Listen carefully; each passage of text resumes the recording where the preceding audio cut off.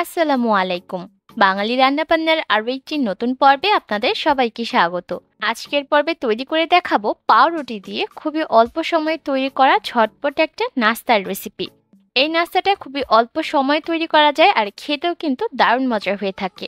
আশা করছি আমার আজকের রেসিপিটা আপনাদের সকলের কাছে ভালো লাগবে। নাস্তাটা তৈরি করার জন্য প্রথমেই একটা বাটির মধ্যে আমি একটা ডিম ভেঙে নিয়ে নিলাম। এর মধ্যে দিয়ে দিলাম 1/4 চা চামচ কালো গোলমরিচের গুঁড়া, সামান্য একটু লবণ দিয়ে দিলাম। এবার খুব ভালোভাবে ডিমটাকে ফেটিয়ে নিচ্ছি।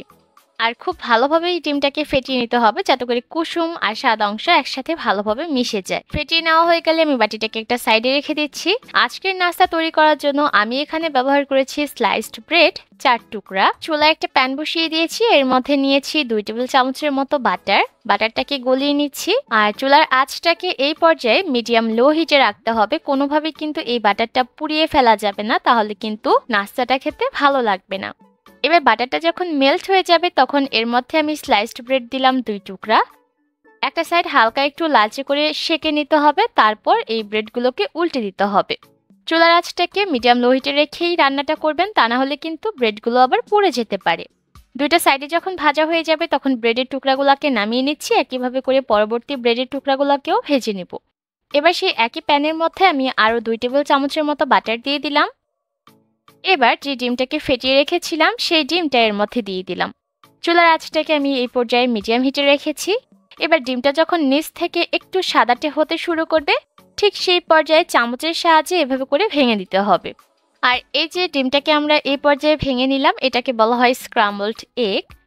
আর এই স্ক্রাম্বলড এগগুলো কিন্তু অনেকটা সফট হয়, যার কারণে এটা খেতে ভালো লাগে।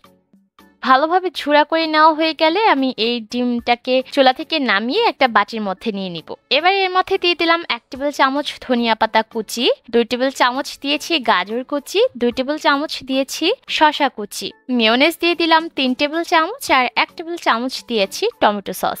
এবার সবকিছুকে ভালোভাবে মিশিয়ে নিচ্ছি। ভালোভাবে মিশিয়ে নেওয়া হয়ে গেলে আমি এর মধ্যে সামান্য একটু লবণ দিয়ে দিব। যেহেতু ডিমটাও লবণ দিয়ে ভেজেছি তাই এই পর্যায়ে লবণটা বুঝে দিতে হবে। লবণ দেওয়া হয়ে গেলে ভালোভাবে নেড়েচেড়ে মিক্স করে নিচ্ছি। ব্যাস, নাস্তাটা তৈরি করার জন্য ডিমের পুরটা একদম রেডি। এইবার একটা ব্রেডের স্লাইস নিয়ে নিয়েছি আর এর মধ্যে ডিমের মিশ্রণ সমান করে বিছিয়ে দিচ্ছি। আর চারি সাইডে যাতে মিশ্রণটা পড়ে সেদিকে খেয়াল রাখতে হবে। বিছিয়ে দেওয়া হয়ে গেলে আমি এর মধ্যে একটা সিদ্ধ ডিম দিয়ে দিব। ডিমটাকে আমি আগেই সিদ্ধ করে রেখেছিলাম। ডিমটাকে আমি একটা ছুরির সাহায্যে কেটে নিয়েছি, তারপর রুটির উপর দিয়ে দিয়েছি। এবার উপর থেকে আরও একটা ব্রেডের স্লাইস দিয়ে দিলাম। ব্যাস, নাস্তাটা কিন্তু খাওয়ার জন্য একদম রেডি। আপনারা চাইলে এটাকে আস্তেও সার্ভ করতে পারেন, আবার চাইলে মাছ বরবর দিয়ে টুকরা করেও সার্ভ করতে পারেন।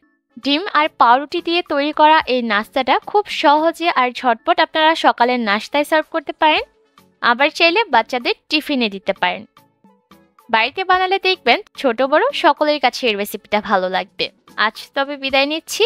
আল্লাহ হাফেজ।